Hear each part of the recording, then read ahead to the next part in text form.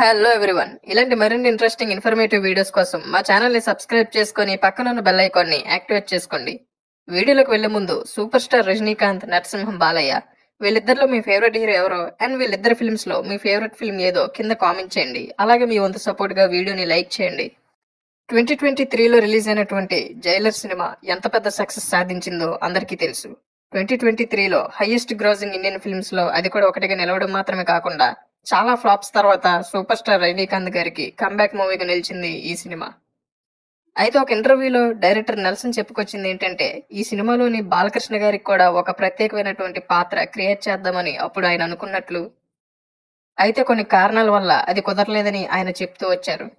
ఇది విన్న తర్వాత బాలకృష్ణ గారి ఫ్యాన్స్ తో పాటు ఇండియన్ ఆడియన్స్ అంతా కూడా ఎంతో డిసప్పాయింట్ అయ్యారు. బాలకృష్ణ గారు గనక ఈ జైలర్ సినిమాలో నటించి ఉండుంటే సినిమా అనేది ఖచ్చితంగా 1000 కోట్లకి వెళ్లి ఉండేదని, ఇప్పుడున్న దానికంటే ఇంకా పెద్ద సక్సెస్ ని సాధించి ఉండేదని వాళ్ళు ఫీల్ అయ్యారు. అయితే ఇప్పుడు లేటెస్ట్ అప్డేట్స్ ప్రకారం జైలర్ 2లో బాలకృష్ణ గారు నటించబోతున్నట్లుగా తెలుస్తుంది. జైలర్ సినిమా టైంలోనే జైలర్ సినిమాకి సీక్వెల్ ఉండబోతున్నట్లుగా ఒఫీషియల్ అనౌన్స్మెంట్ అనేది వచ్చింది ఆ మూవీ టీం నుండి. అయితే ఇప్పుడు ఈ సినిమాలో రజనీకాంత్ గారితో పాటు బాలకృష్ణ గారు కూడా యాక్ట్ చేయబోతున్నట్లుగా తెలుస్తుంది.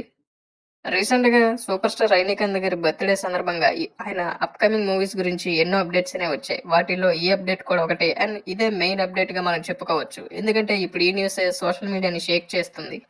మరి జైలర్ 2లో బాలకృష్ణ గారు రజనీకాంత్ గారితో యాక్ట్ చేస్తే ఎలా ఉంటుందో మీ ఒపీనియన్ ని కింద కామెంట్ చేయండి. Present back to back hits తో ఆల్ ఇండియా లెవెల్లో సూపర్ డూపర్ ఫామ్ లో దూసుకుపోతున్నారు నరసింహం బాలయ్య. అలా మాత్రమే కాకుండా టెలివిజన్ రంగంలో కూడా అన్స్టాపబుల్ షోతో వరల్డ్ ఫేమస్ గా నిలిచారు బాలకృష్ణ గారు. ఇలాంటి సమయంలో ఆయన ఇమేజ్ ని ఉపయోగించుకోవడానికి జైలర్ 2లో ఆయనకి క్యారెక్టర్ క్రియేట్ చేయబోతున్నట్లుగా తెలుస్తుంది. మరి జైలర్ 2లో ఆయన క్యారెక్టరైజేషన్ అనేది ఎలా ఉంటుందో మిగతా అప్డేట్స్ అన్ని కూడా ఒఫీషియల్ గా త్వరలో రావాల్సి ఉంది.